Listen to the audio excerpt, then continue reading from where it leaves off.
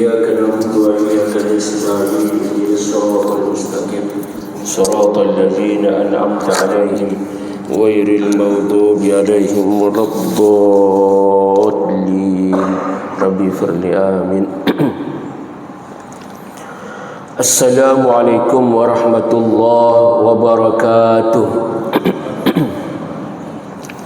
Bismillahirrahmanirrahim. Alhamdulillah summa alhamdulillah allazi ja'alna minan nasihin wa afhamana min ulumi ulama'ir rasikhin.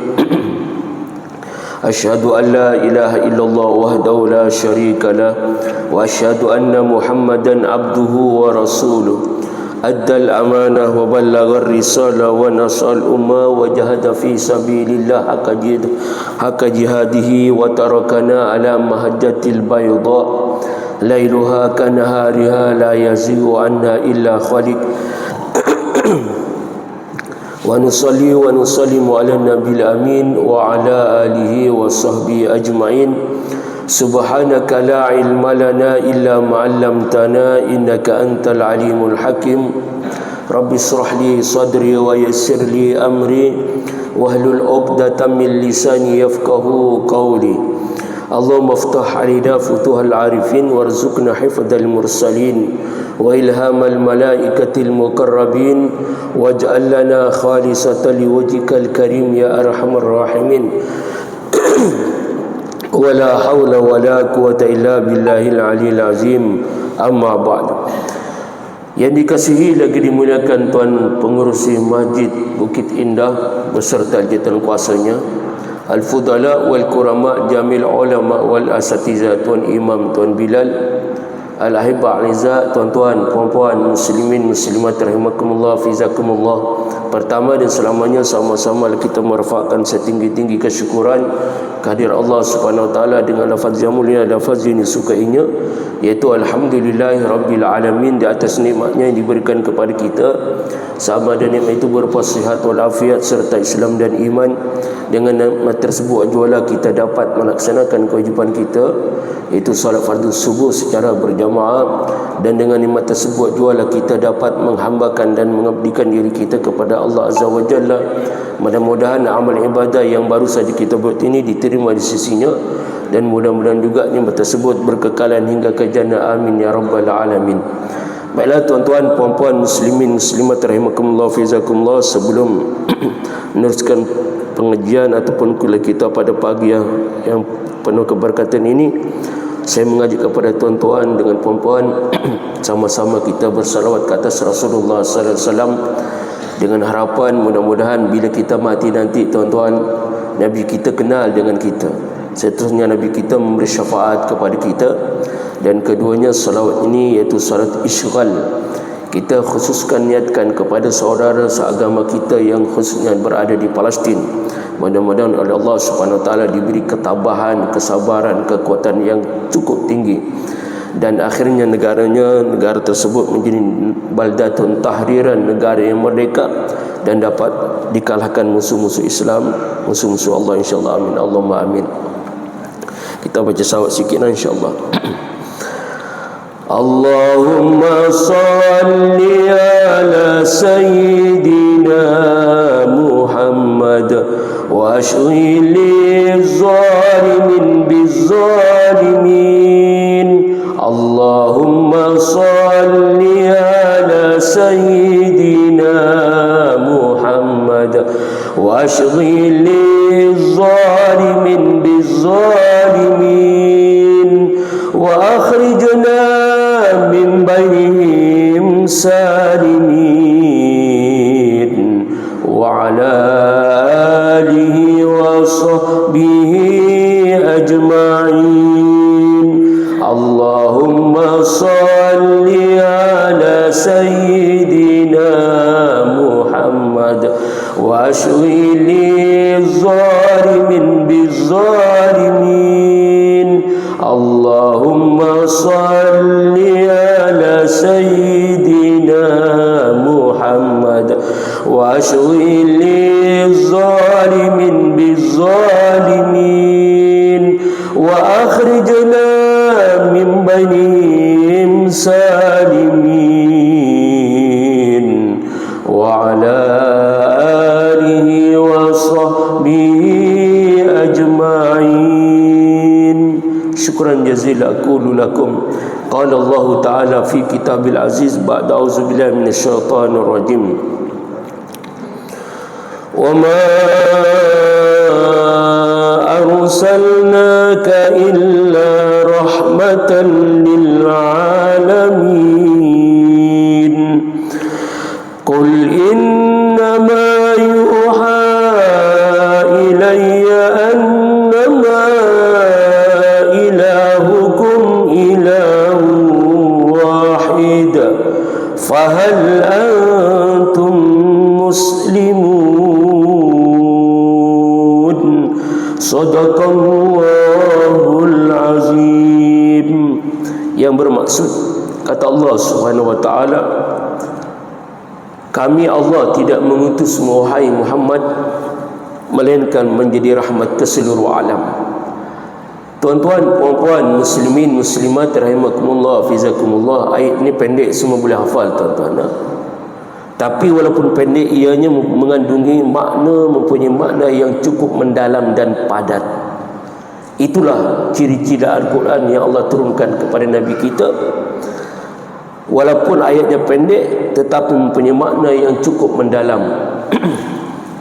Tuan-tuan, puan-puan, muslimin, muslimat rahimakumullah, fizakumullah.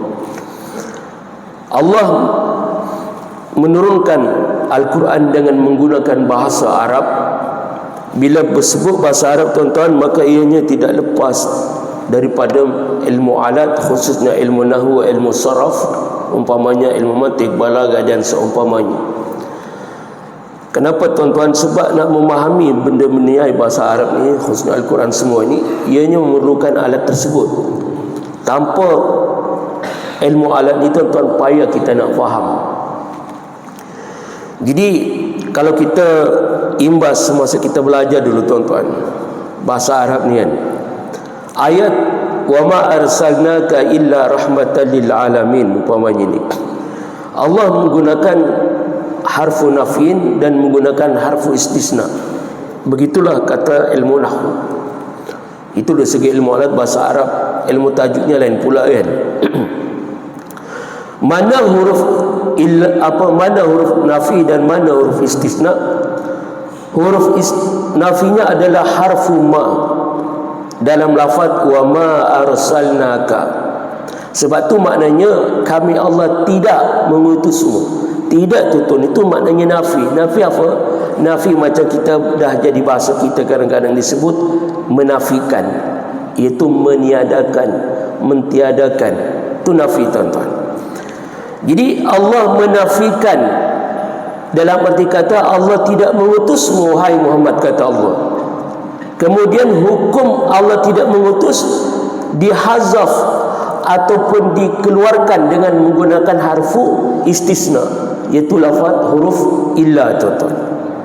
Maka bila menggunakan huruf illa, tak ada lagi pemahamannya akan menimbulkan fahaman apa? Maknanya Allah mengutus Nabi kita. Asalnya tidak mengutus, tapi menggunakan huruf illa, akhirnya Allah, maksudnya Allah mengutus Nabi kita. Jadi Allah mengutus Nabi kita di muka bumi ini, tuan-tuan, adalah apa fungsi dia? Kata Allah Subhanahu wa taala adalah menjadi rahmatan lil alamin, menjadi rahmat ke seluruh alam. Itu, tuan-tuan, fungsi Nabi kita diutus oleh Allah Subhanahu wa taala. Baik. Tuan-tuan, puan-puan, muslimin, muslimat rahimakumullah. Jadi persoalan ayat ini, pertama Allah mengutus, tuan-tuan, Nabi kita. Kata ulama, Nabi kita diutus ini bukan setakat kepada manusia sahaja. Nabi diutus bukan kepada manusia sahaja, kata ulama. Berdasarkan wa ma arsalna. Lebih jauh lagi, kata ulama, apa dia? Nabi diutus yursili ilal jamadat. Apa maksud jamadat? Jamadat adalah benda-benda yang kasar. Jadi Nabi ni diutus juga kepada benda-benda yang kasar. Apa contoh benda kasar? Batu bata, pokok-pokok, hatta gunung ganang sekalipun, tuan-tuan. Jadi Rasulullah diutus semua benda ini. Allahu Akbar. Hebat tuan-tuan Nabi kita. Dan juga timbul persoalan, apa maksud rahmat lil alamin? Orang hari ini sebut rahmatan lil alamin, kan? Berdasarkan ayat inilah ni. Rahmatan lil alamin. Sehingga zaman kita hari ini ada dipanggil jualan yang berkonsepkan jualan rahmat. Tuan-tuan ada kan? Kat sini ada lagu. Tempat saya Gombak tu banyak juga buat ni, kan? Baguslah tu, jualan rahmat. Kenapa tuan-tuan dipanggil jualan rahmat? Kan? Sebab harganya tu lebih murah berbanding pasaran, berbanding kebiasaan. Sebab tu dipanggil jualan rahmat. Itu betul lah, tu baguslah. Dan benda ni patutnya jangan sekali dua, sebulan sekali, kalau boleh berterusan lah, kan? Kita sokong benda-benda baik, tuan-tuan. Ini adalah membela rakyat, menolong rakyat. Ialah zaman kita hari ini, orang semua faham semua ekonomi kita sedang merudum, kan? Jadi buatlah benda-benda ni. Tapi yang tak tahannya kita ni, sebab beratur pula, kan? Beratur panjang, itu yang tak tahan, tuan-tuan. Tak sabar, tak jadi pula nak beli, kan? Tapi macam mana kena harungi juga. Allahu Akbar. Ini dipanggil jualan rahmat. Itu dia.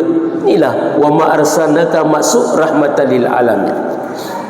Jadi kalau harganya umpamanya panggil jualan rahmat, dia kata, tapi harga, tuan-tuan, membumbung tinggi, itu bukan jualan rahmat namanya tu. Dia panggil apa tu? Itu dipanggil jualan Yahudi, tuan-tuan. Tak ada macam itu. Mana dia panggil jualan rahmat, tiba-tiba harga dia membumbung tinggi, tuan-tuan. Itu lebih rendah. Itu baguslah tu. Baik. Rahmat dari segi lafaz apa, tuan-tuan? Adalah kasih sayang. Jadi Nabi kita yang diutus adalah untuk mengasihi semuanya, bukan kepada lebih-lebih manusia, tuan-tuan. Manusia pula ada manusia yang beragama Islam dan agama non-Muslim, bukan beragama Islam, orang kafir lah, senang cakap, kan? Dia semua ni semua dapat rahmat daripada Rasulullah sallallahu alaihi wasallam, dapat kasih sayang Rasulullah. Hatta orang kafir sekalipun, tuan-tuan. Allahu Akbar. Jahat macam mana orang kafir ni, tetap dapat rahmat Rasulullah. Mana bukti, tuan-tuan, nak menyatakan Nabi kita sebagai rahmat kepada orang-orang kafir sekalipun? Tuan-tuan, kalau kita rujuk dalam kitab sirah, namanya umpamanya Khulasatul Yaqin, kan? Bagaimana, tuan-tuan, Nabi dulu berperang macam kita hari ini. Kita tak berperang menggunakan pedang tembak lagi. Nabi dah menggunakan tu, cuma tak menggunakan tembak lah. Kan? Zionis Israel hari ni pakai tembak, bom, meriam, macam-macam, kan? Dan zaman Nabi tak ada benda tu, tapi berperang menggunakan tombak, pedang, panah dan seumpamanya. Ini peperangan yang dilalui oleh Rasulullah sallallahu alaihi wasallam. Dalam kitab tersebut, mana-mana peperangan, kata ulama ini, yang disertai oleh Rasulullah, maka dipanggil perang Ghazawah. Mana-mana peperangan di zaman Nabi, Nabi tidak ikut serta dalam perang tersebut, maka peperangan itu dipanggil perang Sariyah. Begitulah keterangan dalam kitab rupanya Khulasa Nurul Yaqin. Baik, tuan-tuan, puan-puan, muslimin, muslimat rahimakumullah fizakumullah, nak menyatakan rahmatan lil alamin hatta kepada orang kafir pun, tuan-tuan, Nabi berperang. Sebelum Nabi memerangi orang kafir ni, kan, zaman Nabi, Nabi bagi peringatan. Kalau bahasa Arab peringatan itu apa? Tambih. Ini tambih bukan bahasa India atau Tamil. Ada bahasa yang dipanggil tambih, dikatakan. Apa tambih, tuan-tuan? Tambih itu saya pun fikir juga mula-mula, apa maksud tambih ni? Kan perkataan mengejek mereka, tuan-tuan. Rupanya tak. Saya takut cakap tambih nanti, takut mereka terasa lah, kan? Jadi saya tanya, sebab jiran saya tu orang India. Saya tanya diskus, apa makna tambih tu? Dia kata tambih tu adik. Dia kata, oh ya ke? Tambih adik, tuan-tuan. Tambih adik. Tapi bahasa Arab tambih bukan itu. Kan ada kitab namanya Tambihul Ghafilin, kan? Tambih itu maknanya peringatan, al-ghafilin, orang-orang yang lalai. peringatan bagi orang-orang yang lalai. Cukup bagus, cukup baik kandungan kitab tersebut.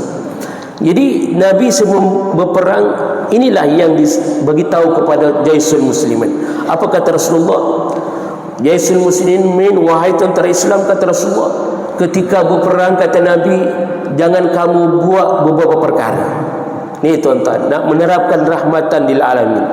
Pertama apa kata Rasulullah? Ketika berperang nanti kamu tak boleh membunuh seorang wanita. Nampak tu? Tuan-tuan, bukan macam hari ni membabi buta tuan-tuan orang kafir. Nabi bagi tahu kepada orang Islam ketika berperang jangan bunuh orang perempuan. Nampak tu? Jangan bunuh. Ustaz, hari ini ada tentera Yahudi Zul Israel Ratullah Yahudi ni ada yang mati. Itu tak bertentangan ke dengan apa yang Nabi sebut? Tak.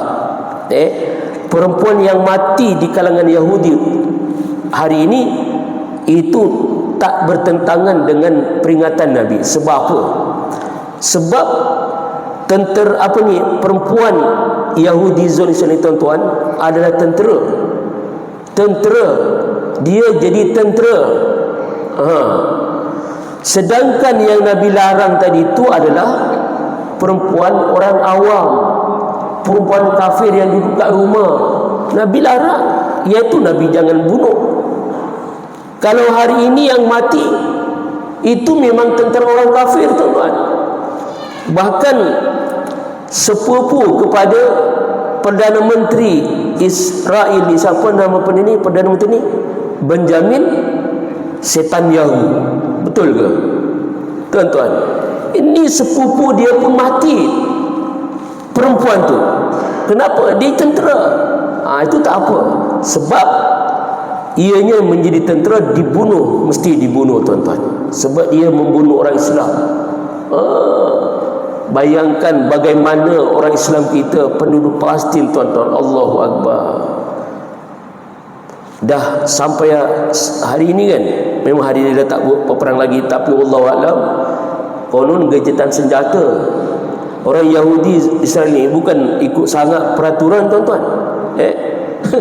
Jangankan orang biasa, asal usul Yahudi Israel ini, daripada siapa sebenarnya tu? Daripada khususnya pada Nabi Yakub tu. Ayah sendiri pun kena tipu tuan-tuan. Nampak? Ayah sendiri kena tipu. Ini kan pula PBB orang kita, orang biasa tuan-tuan. Apa maknanya bagi dia tuan-tuan? Jangan ikut sangat, percaya sangat orang kafir ni. Allahu Akbar. Perang Yahudi memang penipu tuan-tuan. Penipu sangat-sangat. Allahu Akbar. Jadi sepupu kepada Benjamin Netanyahu ni pun mati dia. Itu tak apa, sebab dia jadi tentera pembunuh kepada orang Islam. Maka kena bunuh juga, tak boleh dibiarkan tuan-tuan. Kedua, Nabi sebut ketika berperang jangan bunuh anak kecil. Nampak tu? Kenapa tuan-tuan jangan bunuh? Ni nak menerapkan rahmatan lil alamin lah ni. Allahu Akbar. Anak kecil orang kafir jangan bunuh. Lagi kata Nabi, ketika berperang jangan bunuh orang tua renta, orang yang dah uzur tuan-tuan, umur dah 70, 80, 90, berjalan bongkok, angkat senjata tak mampu, itu pun jangan dibunuh. Nabi larang tuan-tuan. Kenapa? Nak menerapkan rahmatan lil alamin. Allahu Akbar. Lagi Nabi sebut ketika berperang jangan merobohkan, musnahkan tempat peribadatan mereka. Masuk peribadatan apa? Wil-wil. Wil-wil apa tuan-tuan? Kuil, gereja. Hari inilah sebutan dia kan. Dulu sama juga tuan-tuan.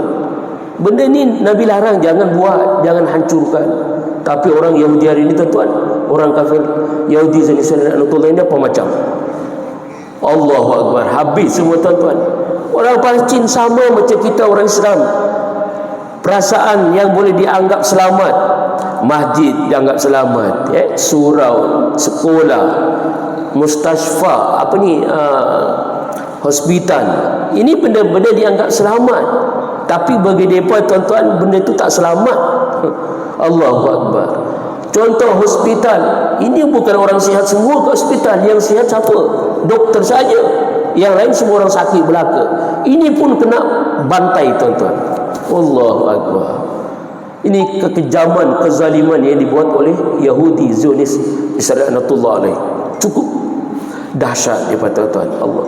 Larangan apa yang Nabi larang, itulah yang dibuatnya. Allahu Akbar. Bagaimana tentara Qassam kita masa itu kan diwaralkan, cukup menyentuh hati. Dia satu masa dia menyelinap ke rumah orang Yahudi ni. Akhirnya bila menyelinap dapat masuk, tuan-tuan, didapati siapa? Ada orang perempuan, bukan kanak-kanak, orang perempuan dah dewasa, sihat walafiat. Yang keduanya mak dia sedang berbaring. Lepas tu dibunuh tak? Dicincang tak? Ditembak tak? Oh tak, tuan-tuan. Nampak tu, orang tengah berperang, tengah panas-panas berperang, dia tak bunuh tu. Kalau kita dapat macam itu agaknya tak tahu dah.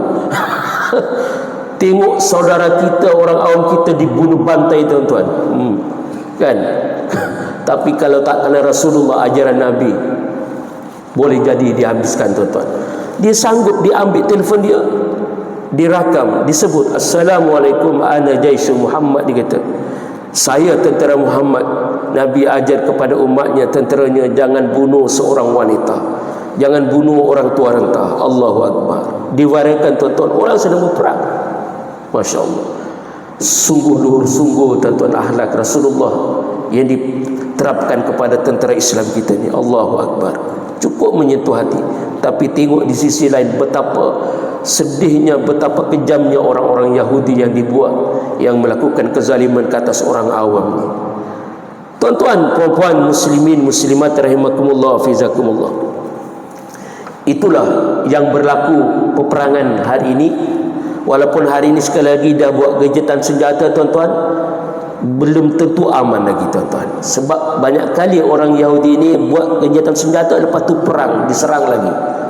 Tuan-tuan, sebab tu benda ni, apa yang berlaku di Palestin, tuan-tuan, kena ingat, ianya bukan urusan orang Palestin sahaja. Apa yang berlaku di Palestin bukan setakat untuk orang Palestin sahaja urusan tu. Ianya adalah urusan umat Islam. Dan Nabi sebut, sebab apa, tuan-tuan, kita kena ambil jana, kena ambil berat benda ni. Nabi pernah bagi tahu dalam hadis Rasulullah, kata Nabi, man lam yahtamma bi amril muslimin falaisa minhum.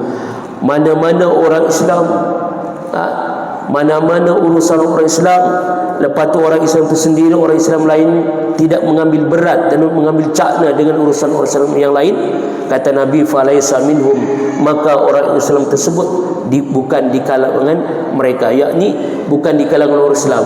Maknanya Nabi, tuan-tuan, tak mengakui umat Rasulullah sallallahu alaihi wasallam. Nauzubillah. Sebab tu kita di sini, khususnya di Malaysia kita ni, tuan-tuan, dan umumnya di negara-negara lain, sebab tu kita mengadakan perhimpunan, kan, sebagai kebersamaan kita terhadap orang-orang Palestin, saudara seagama kita. Sebab ini nak menunjukkan hadis Rasulullah sallallahu alaihi wasallam. Kita buat ini, tuan-tuan, sebab apa? Kerana diikat dengan pautan Islam itu sendiri, dengan kalimat la ilaha illallah. Ini yang kita ada perasaan tu, tuan-tuan. Dia kalau bukan kerana Islam ni, susah kadang-kadang nak memahami benda.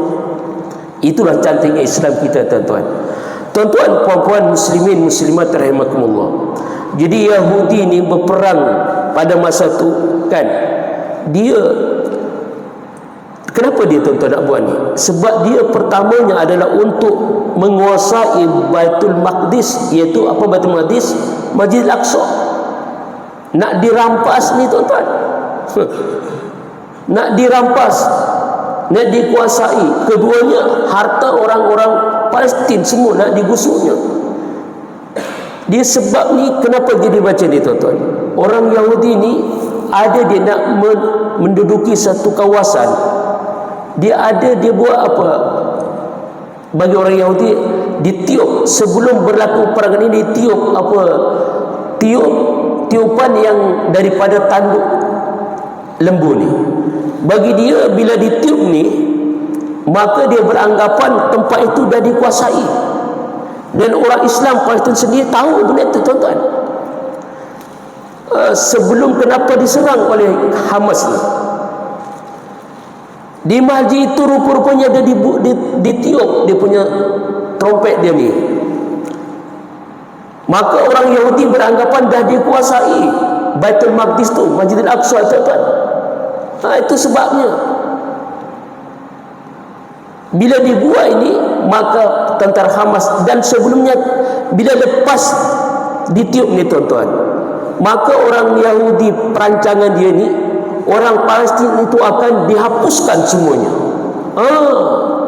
Sebelum berlakunya 7 masa tu kan, 7,000 lalu, selepas tu perayaan tu akan, rancangan dia akan dibunuh, dihapuskan orang-orang Palestin, tuan-tuan. Nampak tu? Sebab tu tentara Hamas mulakan dulu. Bukan saja-sahaja tu, dia tahu rancangan orang Yahudi, tuan-tuan. Allahu Akbar. Tuan-tuan, puan-puan muslimin, muslimat rahimakumullah. Bahaya, tuan-tuan. Ingat, Palestin, Baitul Maqdis, Masjidil Aqsa adalah kota suci ketiga bagi umat Islam. Sebab tu benda ni kita kena pertahankan. Nabi bagi tahu dalam hadis Rasulullah, hadis sahih daripada Abi Hurairah yang diriwayatkan oleh Imam Bukhari, hadis sahih, kata Nabi, la tushaddur rihal illa ila salasati masajid. Pertama Masjidil Haram, kedua Masjidil Rasul, ketiga Masjidil Aqsa. Kata Nabi, umatku, kamu jangan bersusah payah untuk mengembara, untuk berjalan jauh. Jangan bersusah payah. Bagaimana maksud apa Nabi jangan bersusah payah, tuan-tuan? Kita kumpul duit banyak kan sebab kita nak berjalan jauh. Jangan bersusah payah, kata Nabi, kecuali kepada 3 benda ni, ke tempat 3. Ini Nabi syorkan kepada kita, tuan-tuan, kumpulkan duit kita banyak, lepas tu pergi ke tempat 3 ni. Pertama apa kata Nabi? Masjidil Haram. Kedua, di mana Masjidil Haram? Di Makkahul Mukarramah. Kedua, Masjidul Rasul di Madinah. Ketiga, Masjidil Aqsa yang di Palestin hari ini. Sebab apa, tuan-tuan, Nabi bagi tahu ni? Kata Nabi, kalau kamu datang Masjidil Aqsa umpamanya nanti, kan bukan senang. Sebelum berperangan pun kita nak datang sana, bukan senang nak masuk, kan payah, tuan-tuan. Kata Nabi, salat sekali di Masjidil Aqsa tu, kata Nabi, maka kamu lebih baik salat sebanyak 500 kali. Salat di mana? Salat di masjid lainnya selain 2 masjid tadi. Maknanya kalau kita salat di sini, tuan-tuan, 500 kali kita salat kat sini, kan lebih baik lagi salat di Masjidil Aqsa sekali, tuan-tuan. Allahu Akbar. Sebab tu dipanggil kota suci bagi umat Islam keseluruhan. Bukan orang Palestin saja, kita sama, tuan-tuan. Sebab tu kita kena ambil berat, ambil cakna benda ni. Kedua, kata Nabi, kamu datang ke Madinah nanti, salatlah di Masjidil Rasul, kan? Sebab apa kata Nabi? Kamu salat di situ sekali, dia kata Rasulullah, itu lebih baik daripada kamu salat sebanyak 1000 kali dilakukan di masjid. Bukan di rumah, bukan di surau, di masjid, tuan-tuan. Di masjid lain kita buat 1000 kali salat, kan? Itu lebih baik lagi salat sekali di masjid Rasulullah sallallahu alaihi wasallam. Sebab tu kota suci umat Islam yang kedua. Ketiga, yang pertama sekali, kata Nabi, salat di Masjidil Haram sekali, dia kata Rasulullah, itu lebih baik kamu salat di masjid yang lain selain 2 masjid tadi. Berapa kali kata Nabi? 100,000 kali, tuan-tuan. Ma'ui, 100,000 kali. Lebih baik lagi salat sekali di Masjidil Haram. Allahu Akbar.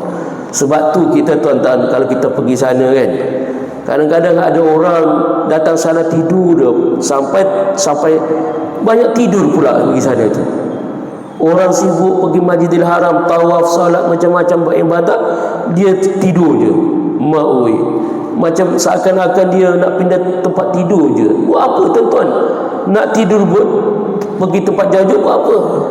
Cukup rugi, tuan-tuan. Pergi Mekah sampai ke Masjidil Haram tidur. Allahu Akbar. Kadang-kadang bukan tak boleh tidur lah, tapi macam dia tidur sepanjang hari. Masalahnya tu, bangun-bangun buat apa? Pergi pasar pula, tuan-tuan. Pergi pasar. Allahu Akbar. Apakah tujuan ini? Tak rugi ke? Kita sama-sama dah pernah pergi kan. Kita kat situ, dia tak fikir kita tonton nak kerja apa. Kita kerja beribadat. Tak ingat benda-benda dunia ni kan. Lain perasaan kat situ. Allahu Akbar. Jadi sungguh rugi bagi orang sampai sana, tiba-tiba dia tidur, itu je kerja. Lepas tu dia pergi pasar membeli belah. Sedih tuan-tuan, rugi. Baik. Tuan-tuan, puan-puan, muslimin, muslimat rahimakumullah, fizakumullah. Jadi Nabi di sini masih beri rahmat, kasih sayang kepada orang-orang kafir khususnya. Tak sampai dibunuh tuan-tuan orang kafir. Ketika Nabi berperang. Lain dengan Nabiullah Nuh alaihissalam. Dia ni tuan-tuan lain. Nabi Nuh, Nabi kita, sama-sama pangkat Nabi Rasul, dan dia dapat gelaran Ulul Azmi juga, sama kan. Tapi kenapa dipanggil Ulul Azmi? Bukan semua Nabi Rasul dapat Ulul Azmi tuan-tuan kan. Dia hanya 5 orang saja. Di antaranya Nabi Nuh,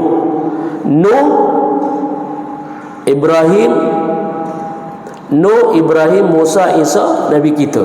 5.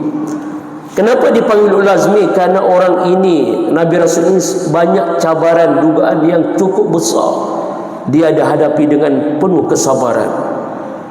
Walaupun sabar tuan-tuan mesti ada, cuman kita tak sama kesabaran dengan siapa gini tuan-tuan, kita kan jauh tuan-tuan. Tapi manusia ni, Nabi manusia juga tuan-tuan. Bila sebut sabar pun ada hadnya tuan-tuan. Ada hadnya. Nabi pun ada hadnya. Sebab ada hadnya itulah Nabi Nuh tuan-tuan, dia tak nak orang kafir berada di muka bumi Allah. Itu Nabi Nuh tu. Beza dengan Nabi kita. Nabi kita masih bagi cara orang kafir duduk di muka bumi ni tuan-tuan. Nabi Nuh tak mau. Nabi Nuh tak nak orang kafir seorang je. Nabi Nuh tak mau. Mana keterangan tuan-tuan? Boleh rujuk dalam surah An-Nuh itu sendiri. Surah Nuh yang Allah abadikan tentang Nabi Nuh. Kenapa Nabi Nuh tuan-tuan dia tak nak ada orang kafir sekali seorang je? Kisah ini cukup panjang tuan-tuan, cuma saya ambil sikit je. Nabi Nuh ni dia berdakwah macam Nabi kita, semua Nabi Rasul berdakwah. Cuma Nabi ini berdakwahnya tuan-tuan cukup lama. Berapa tahun? Allah sebut dalam Al-Quran lebih kurang 950 tahun. Walaqad arsalna Nuhan ila qaumihi falabisa fihim alfasanatin illa 50 aman fa akhazahumut tufan wa hum zalimun. Surah Al-Ankabut. Kata Allah, kami utuskan Nuh kepada kaumnya, yakni untuk berdakwah tuan-tuan, membawa Islam, mengajak umat ini supaya beriman kepada Allah kan. Maka dia berdakwah berapa lama? Kata Allah, alfasanatin 1000 tahun illa 50 aman, kurang 50 tahun. Maknanya 950 tahun lah. Bayangkan tuan-tuan, 950 tahun berdakwah. Dalam 950 tahun kata Allah akhirnya apa? Fa'akhazahumut tufan. Kemudian kaum Nabi Nuh ini oleh Allah Ta'ala diturunkan bala azab berupa banjir. Tufan itu banjir besar. Kenapa? Wahum zalimun. Sebab ketika itu kaumnya dalam keadaan zalim. Tuan-tuan. Baik. Menurut Ibnu Abbas radhiyallahu anhu menafsiri kepada ayat ini, umur Nabi Nuh berapa tahun? Adalah sebanyak 1050 tahun tuan-tuan. 1050 tahun tu ada tak zaman kita hari ni? Tak ada tuan-tuan.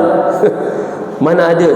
Nabi dia sebut umur aku, kata Nabi antara 60-70 je. 60-70 tuan-tuan, jarang sampai mencecah 100. Tak, jarang. Allahu Akbar. Sebab tu kalau kita dah berumur 60-70, kena ingat-ingatlah, beringatlah tuan-tuan. Beringat. Maknanya beringat apa? Jangan kita berperangai macam Yahudi ni. Allahu Akbar. Ingat, sedarkan diri. Kalau dulu masa bujang, jauh dengan maju umpamanya, maka ada umur macam itu, lapangkanlah masa untuk datang haji. dengar kuliah, baca Al-Quran, beribadahlah banyak. Itulah tuan-tuan, Allah bagi peluang. Last lah tu, kena ingat itu saja. Bukan habis tu yang muda ustaz, tak, jangan. Bukan sama juga yang muda, sama juga tuan-tuan. Tapi yang pastinya bila ada umur 60, 70 ni tuan-tuan, dah tak ke mana dah. Jadi hari ini kita saling nasihat menasihati, ingat mengingati. Bila kita dah dijemput tuan-tuan, tak ada maknanya kita saling mengingati. Masa inilah kita beringat. Nabi Nuh 1050 tahun, itu pendapat Ibnu Abbas radhiyallahu an.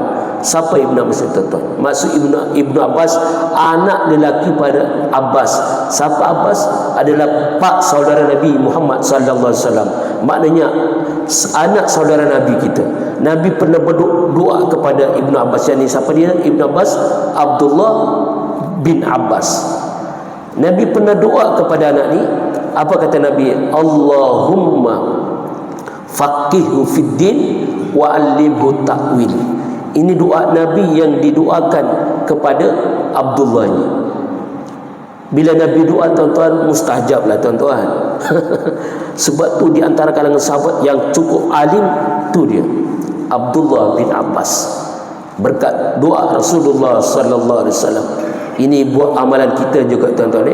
Anak-anak kita, cucu kita ketika nak sekolah, malam-malam pukul 3 pagi, kita hembuskan dengan doa ni. Allahumma faqihhu fid din wa 'allimhu ta'wil. Nak panjang lagi, waj'alhu min ibadikas salihin.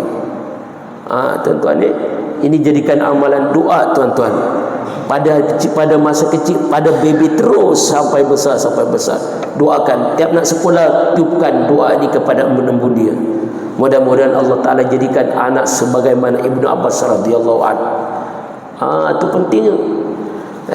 Siapa tak nak tuan-tuan sebagai orang tua, saya yakinnya tak nak orang tua ni anaknya jadi orang bodoh, jahil, tak nak. Dia kita impikan anak kita orang-orang yang baik, orang-orang yang soleh, orang-orang yang alim tuan-tuan. Maka kita kena usahalah. Ini tidur je kan, tidur sepanjang malam, tak ingat anak dia. Allahu Akbar.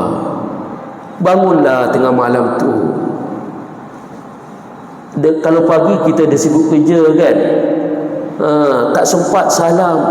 Kadang-kadang yang sempat salam, alhamdulillah, ketika salam kita tiupkan doa tu kepada umur dia tuan-tuan. Jadi sentiasa doakan anak kita. Lepas tu kita serahkan kepada Allah, dan kita tengok akhirnya bila besar nanti tuan-tuan. Jadi kita kena berterusan doa ni. Doa menggunakan apa yang disebut Nabi, doa Nabi itu sendiri.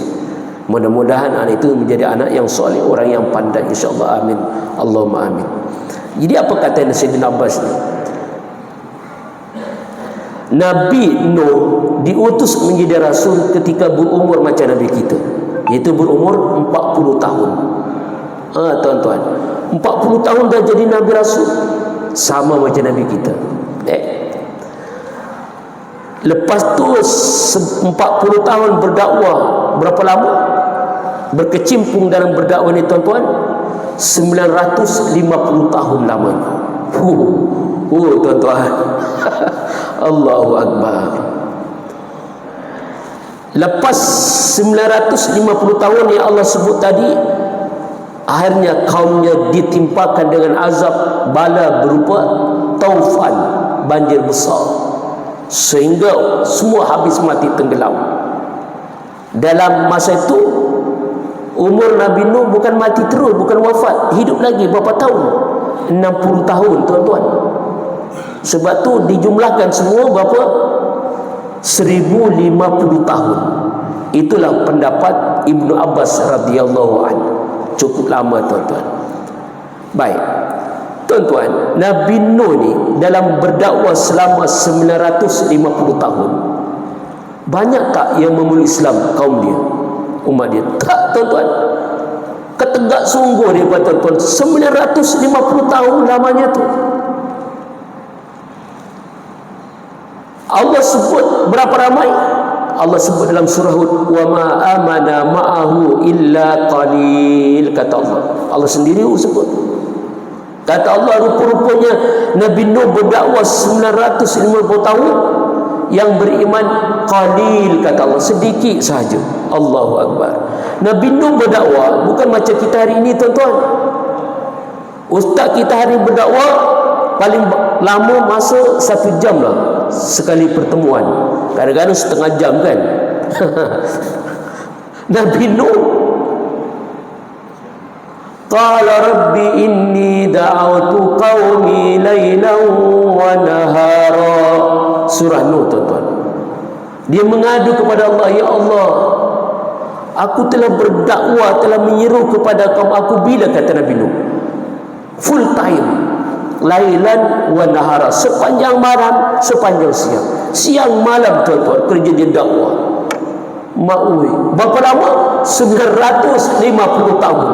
Yang beriman qalil, mampu, tuan-tuan. Bagaimana tak qalil, tak sedikit, tuan-tuan, yang masuk, yang memeluk Islam ni, yang beriman? Sebab Nabi nak sebut, wa inni kullama da'awtum litaghfira lahum ja'alu asabi'ahum fi azanihim wastawsaw siyabahum wa asarru wastakbaru istikbara. Surah Nuh. Nabi Nuh, tuan-tuan, bila berdakwah, katalah saya Nabi Nuh lah, tuan-tuan kaum Nabi Nuh kan, puan-puan. Contoh, tuan-tuan, bila Nabi Nuh berdakwah ni, menyerit sekalipun, anik budullah, punya kan, sembahlah, berilah manah kamu kepada Allah. Apa dibuat, tuan-tuan, oleh kaum Nabi Nuh? Ja'alu asabi'ahum fi azanihim. Siapa sebut? Allah sendiri. Bila Nabi Nuh berdakwah, bercakap, mensyarah, menjelaskan tentang Islam supaya memeluk Islam, mereka buat apa, tuan-tuan? Mereka ambil jari-jari ini, buat apa? Dibuat, disumbatkan ke telinga dia macam ni. Tuan-tuan, kalau kita menjadi sekalipun pakai mikrofon kuat-kuat ni, masuk Islamlah kamu. Tuan-tuan dengar tak? Tuan-tuan dengar lah. Tapi kalau pakai ini, saya sendiri menjadi tak dengar, tuan-tuan. Allahu Akbar. Ni kaum Nabi Nuh, ketenggaknya, tuan-tuan. Ya Allah Akbar. Inilah kaum Nabi Nuh. Bagi nasihat, bagi tazkirah, bagi kuliah, ambil jari-jarinya, letak kat sini. Apa lagi dibuat? Ambilkan dia, buat selimut, tuan-tuan. Kurang ajarnya manusia. Macam mana nak faham tentang Islam? Sebab tu Allah sebut yang beriman qalil. Itulah dia, tak erti. Kalau umat kita ni, umat Nabi kita, alhamdulillah jauh beza. Kalau tak suka pun, dia tak sampai macam itulah. Yang dibuat mungkin dia angkat buntut, keluar je lah. Ini bukan kita jangan suuzon, tuan-tuan. Dia bukan bukan tanah, dia ada hal lain. Ada hal lain kan. Ada hal lain tak boleh dia elak, maka dia keluarlah. Kita husnuzon lah kan. Bukan tak nak dia, tuan-tuan, dengar kuliah ni. Itu beza umat Nabi kita, tuan-tuan. Umat Nabi Nuh, Allahu Akbar. Saya tak boleh bayangkan lah. Kalau kita lah, saya begitu, tuan-tuan, saya bercakap ni, tuan-tuan pakai macam ni, saya tak akan cakap, saya balik je lah. Buang masa kan. Buat apa, tuan-tuan? Nampak? Terus terang saya kata, bercakap bagi ilmu kita tazkirah, lepas tu dia buat macam tu kita pula. Saya letak terus dia punya mic, balik je lah. Tapi Nabi Nuh, tuan-tuan, sabar. Sebab tu ulul azmi bukan senang. Ini mengadu kepada Allah. Ya Allah, aku dah dakwah, saya menyeru supaya apa? Bila masuk Islam nanti, litaghfir lahum, engkau pastinya nanti akan mengampunkan umat aku, kata Nabi Nuh, tuan-tuan. Tapi sayang, bila saya berdakwah, dia ambil jarinya, letak disumbat kat telinganya. Mampu, tuan-tuan. Allahu Akbar. Akhirnya, tuan-tuan, saya kisahkan sikit, ini panjang sebenarnya. Ayat yang kata Allah ma amana ma'ahu illa qalil, menurut Ibn Abbas, berapa yang memeluk Islam? Berapa? Sepanjang 950 tahun yang memeluk Islam, berapa? Kata Ibnu Abbas, maksud illa qalil, sedikit, itu adalah sebanyak 80 orang sahaja, tuan-tuan, mampu berdakwah 950 tahun yang memulai Islam, 80 orang sahaja, tuan-tuan. Allahu Akbar. Tak dapat bayangkan, tuan-tuan. Nabi kita paling lama berapa? Semua 23 tahun kan? 23 tahun je Nabi kita, tuan-tuan. Bahkan Nabi kita berdakwah ada dua bahagian. Satu dipanggil dakwah sirriyah, dua dipanggil dakwah jahriyah, kan? Apa dakwah sirriyah? Dakwah secara senyap-senyap. Dalam dakwah sirriyah ni, kalau kita rujuk, saya kata tadi dalam kitab umpamanya Khulasatul Yakin, ramai tak orang Islam semasa Nabi berdakwah secara sirriyah? Ramai, tuan-tuan, ramai. Maknanya lebih 80 orang lah.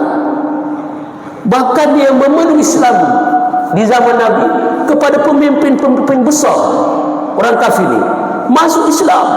Hebatnya Nabi kita. Sehingga bila ramai memeluk Islam, pemimpin orang kafir masuk Islam, itu yang Allah turunkan ayat supaya berdakwah lagi dengan secara sembunyi, secara terang-terangan, dengan ayat fasda bima tu'mar wa a'rid anil musyrikin. Dengan ayat ini menjelaskan, menyuruh kepada Nabi kita Allah supaya Nabi kita berdakwah secara terang-terangan, tuan-tuan. Bayangkan 3 tahun berdakwah sirriyah, umat manusia, umat Nabi kita dah banyak mengislam. Nabi Nuh 950 tahun memeluk Islam, 80 orang sahaja, tuan-tuan. Mampu, tuan-tuan. Bayangkan, tuan-tuan, 950 tahun. Itu saya kata tadi, bila berdakwah sumbat telinga, sumbat telinga, macam mana nak reti? Tapi Nabi Nuh sabar buat. Jadi walaupun macam mana sabar, tuan-tuan, ada hadnya. Manusia ada hadnya. Sehingga bila ada hadnya, itu yang Nabi Nuh menggunakan kuasa veto dia. Apa kuasa veto dia, tuan-tuan? Tak ada tangan, tuan-tuan. Nak perangi dia tak boleh. Bukan macam Nabi kita. Nabi Nuh tak berperang dengan kaum dia. Maksud berperang menggunakan panah perang, tak, pedang, tombak, tak. Dia menggunakan ini, tuan-tuan. Mampu. Dah ini diguna kuasa veto dia. Tuan-tuan, itu yang Allah sebut tadi, fa'akhazahumut tufan wa hum zalimun. Sebab apa? Doa berkat Nabi Nuh, tuan-tuan. Allahu Akbar.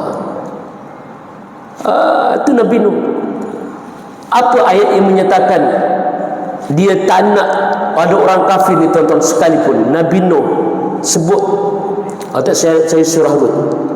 Apa kata Nabi Nuh? Wa qala Nuh rabbi la tazar 'alal ardi minal kafirin dayyara. Ya Allah, berkata Nabi Nuh, yakni berdoa, rabbi la tazar 'alal ardi minal kafirin dayyara. Inilah kuasa itu dia ni. Ya Allah, ya Tuhanku, jangan Engkau biarkan hidup seorang pun dari orang kafir hidup di muka bumi, ya Allah. Nampak tu? Ini doa Nabi Nuh, tuan-tuan. La tazar 'alal ardi minal kafirin dayyara. Jangan ada orang kafir seorang pun hidup di muka bumi-Mu, ya Allah. Sebab apa kata Nabi Nuh? Innaka in tazarhum yudillu ibadaka wa la yalidu illa fajiran kafara. Jangan Engkau biarkan hidup, ya Allah, seorang pun dari orang kafir. Sebab apa? Kerana Engkau, ya Allah, akan sekiranya Engkau biarkan hidup seorang kafir ini, pastinya orang ini akan melakukan beberapa perkara kerosakan di muka bumi. Apa pertama kata Nabi Nuh? Kalau ada orang kafir, pertama kata Nabi Nuh, yudillu ibadaka. Orang kafir ini akan menyesatkan hamba-hambamu yang soleh, hamba-hambamu yang beriman, ya Allah. Ini, tuan-tuan, Nabi Nuh tak nak orang kafir hidup di muka bumi. Nabi kita jangan bunuh. Nampak? Ni, tuan-tuan, nak buktikan apa yang Nabi Nuh sebut. Betul lah Nabi sebut, Nabi Nuh. Hari ini zaman kita banyak orang kafir melambat, tuan-tuan. Apa yang dibuat? Orang kafir ni, tuan-tuan, kita tengah berperang ni sebenarnya. Cuma perang dengan kita tak menggunakan macam orang Palestin sana. dia diperangi mentaliti kita tuan. Mentaliti kita, pemikiran kita diperangi. Dia kata, tak apa hang beragama Islam, datang masjid, datang surau, dengar kuliah, tapi perwatakan, pemikiran dan perbuatan kamu, dia kata, lu sama macam gua. Dia kata, mampu itu. Beragama Islam tapi perwatakan, pemikiran, perbuatan sama macam Yahudi Zionis, tuan-tuan. Itu dah cukup, dia kata. Mak tuan-tuan, apa gunanya tuan-tuan kita agama Islam tapi sama macam mereka? Habis tuan-tuan. Allahu Akbar. Ini disebutkan yudillu ibadaka. Hatta zaman kita hari ini, apa dipanggil apa? Pahaman Islam liberal, Islam satu lagi apa? Sekular. Tuan-tuan nampak tu? Mana ada macam itu tuan-tuan Islam? Tapi hari ini ada sebutan tu. Islam pahaman liberal, Islam pahaman sekular. Daripada mana ni tuan-tuan? Inilah orang Yahudi, orang kafir tuan-tuan yang buat. Allahu Akbar. Hari ini kadang-kadang jangan apa dia kata? Tak, dia kita kan masa tu kita nak menyatakan kebersamaan kita, maka kita buat perkumpulan, berkumpul ramai-ramai. Tapi dalam berkumpul ramai-ramai tuan-tuan dah bagi tahu nanti tak boleh sebut takbir, kita mampu tuan-tuan. Tak boleh sebut takbir pula. Daripada mana tu tuan-tuan? Daripada mana pahaman ini tak boleh sebut takbir? Daripada mana? Cuba fikir tuan-tuan. Allahu Akbar. Ini yang saya bimbang. Ini termasuk pahaman apa lagi tuan-tuan? Liberal, sekular lah tuan-tuan, apa lagi? Kan? Apa salahnya kita dah beramai-ramai kita bertakbir tu, kenapa tak boleh? Nabi berperang, dia sebut takbir, Allahu Akbar. Dia sebut takbir bukan seorang, ramai-ramai. Sebab apa tuan-tuan? Bila sebut takbir ni, kesan ada dua. Kesan pertama kepada pihak Islam, kesan kedua kepada pihak musuh. Takbir, kesan kepada orang Islam, dia sebut takbir ramai-ramai tuan-tuan, dia menambahkan semangat yang cukup tinggi. Iman kita kuat tuan-tuan dengan takbir tu kesannya. Tapi kesan kepada orang kafir, telinga dia panas dan dicampakkan dalam hati dia kegerunan tuan-tuan. Itu kesan takbir tu bukan bermain. Tiba-tiba kita dah berkumpul, takbir, jangan sebut takbir, dia kata mampu tuan-tuan. Yang lain semua orang ramai-ramai senyap je. Apa ke benda ni? Pelik sungguhlah. Kenapa tak boleh? Kenapa? Ada tak Al-Quran, hadis, ulama sebut jangan kata macam ni? Bertentangan tuan-tuan. Sebab apa? Sekali lagi itu saya kata bibit pemahaman sekular dengan liberal ni tuan-tuan. Bahaya. Lepas tu tak boleh, ada lagi suara sumun, tak boleh kunut nazilah lagi tuan-tuan. Ada lagi apa? Jangan sebut, kalau cakap orang kafir jangan sebut kafir, jangan sebut, dia kata. Sebut apa? Sebut alul muslim, dia kata. Mampu tuan-tuan. Tak apa benda ni. Allahu Akbar. Kenapa tak boleh sebut kafir, dia kata? Jaga hati mereka, dia kata. Engkau nak jaga hati manusia kafir ke nak jaga Allah? Engkau kena fikir, siapa yang suruh sebut kafir tuan-tuan? Ustaz ke? Mak ayah kita ke? Nabi kita ke? Bukan. Yang suruh sebut kafir adalah Allah sendiri. Nampak tu? Mana ayat dia? Semua hafal surah Lazim Al-Kafirun. Allah sebut qul ya ayyuhal kafirun. Nampak tu? Qul fi'lul amri. Itulah bahasa Arab kan? Katakan Muhammad. Ni Allah perintah, suruh cakap, Nabi suruh kata. Kata apa? Ya ayyuhal kafirun. Wahai orang-orang kafir. Itu maksudnya. Tuan-tuan, Nabi Allah suruh. Tiba-tiba hari ini lah, dalam zaman hari ini kan, jangan sebut kafir, dia kata. Kena jaga hati mereka, dia kata. Allahu Akbar. Tuan-tuan, kenapa Allah suruh sebut kafir? Rupanya ada kesan juga. Kalau sebut non-Muslim tuan-tuan, kat telinga tak berapa panas. Cuba fikir tuan-tuan secara dalam. Wahai kafir, dia kata. Tapi sebut ni jangan kepada orang Islam noh. Kalau sebut orang kafir tuan-tuan, Islam, kalau Islam tak boleh. Dalam kitab Sulmut Taufiq, kalau kita sebut kafir kepada saudara kita Islam, jadi kafir kita tuan-tuan yang bercakap tu. Jangan, itu Islam aja. Tapi pada orang kafir tak apa. Sebab bila sebut kafir ini rupa-rupanya lain kedengaran kat telinga tu. Bila sebut non muslim, dia kata wahai non muslim, maka biasa je lah, tak ada apa. Tapi sebut kafir, panas telinga. Allahu Akbar. Tu dia. Kalau diubah nanti jadi imam maghrib nanti baca surah lazim, lepas Fatihah, waladdallin, bismillahirrahmanirrahim, qul ya ayyuhan nun muslim. Mampu tuan-tuan. Kenapa diubah? Ialah tadi suruh sebut, jangan sebut kafir, sebut muslim kata. Bawa pergi salah, mampu kita. Sah tak salah kita sebut tu? Dalam fiqh kita sebut ya ayyuhan nun muslim, patutnya qul ya ayyuhal kafirun kan, tapi disebut nun muslim sebab disuruh ubah. Makoi hukum fiqh tuan-tuan batal solat sebab nun tu adalah bahasa Inggeris kan, tu masalahnya. Tak bolehlah, batal lah tuan-tuan. Sebab tu janganlah ubah-ubah kan. Tapi kalau sebut waladdallin, bismillahirrahmanirrahim, nun wal qalami wama yasturun, itu sah tak salah kita? Itu tak apa tuan-tuan Nun tu memang ada dalam Al-Quran surah Al-Qalam dimulakan dengan huruf nun. Itu bukan bahasa Inggeris. Yang ini bahasa Inggeris non muslim, itu lain. Tuan-tuan baik tuan-tuan. Tuan-tuan puan-puan muslimin muslimat rahimakumullah, itulah ciri-ciri fahaman liberal sekular.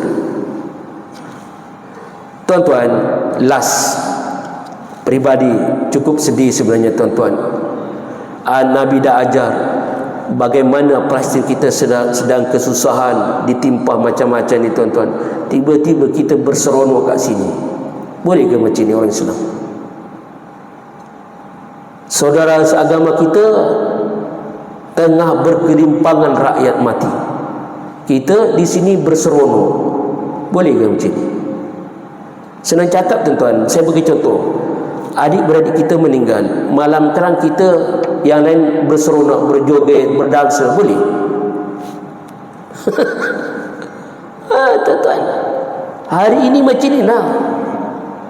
Yang diundang orang kafir buat persembahan.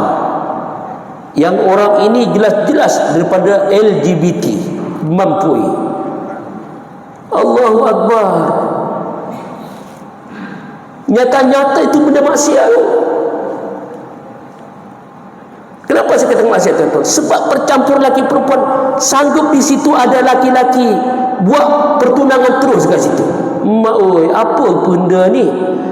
Permasalahan, mak ayah dia tahu ke benda tu?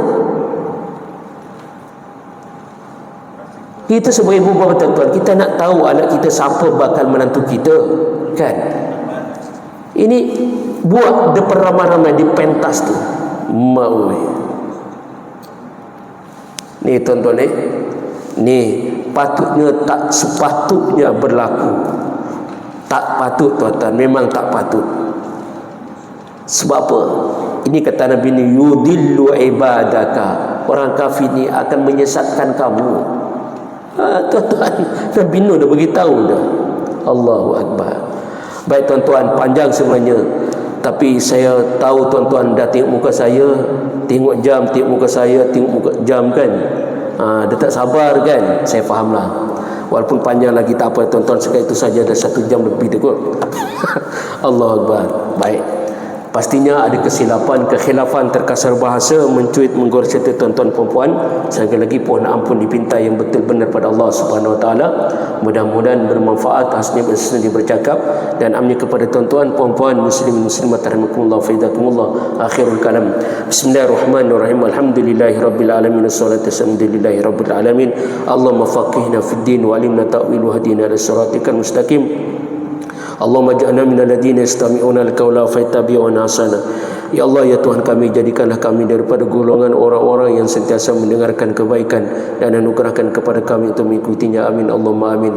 Allahumma inna naj'aluka fi nuhuri a'daina wa na'udzubika min syururihim. Allahumma baddid syamlahum wa farriq jama'ahum wa shattit kalimatahum wa zalzil aqdamahum wa sallit alaihim qalban min kilabik ya qahhar ya jabbar ya muntakim ya Allah ya Allah. Allahumma ya munzilal kitab wa ya mujira sahaba wa ya hazimal ahzab ihzimil kufara wal yahuda wal Amerikum wallahum izimhum mansunalhim ya rabbal alamin. Wa sallallahu ala khairi halki sayyidina Muhammadin wa alhamdulillahi rabbil alamin. Aku qad astaghfirullahaladzim li wa lakum ihdinas siratal mustaqim. Wassalamu alaikum warahmatullahi wabarakatuh.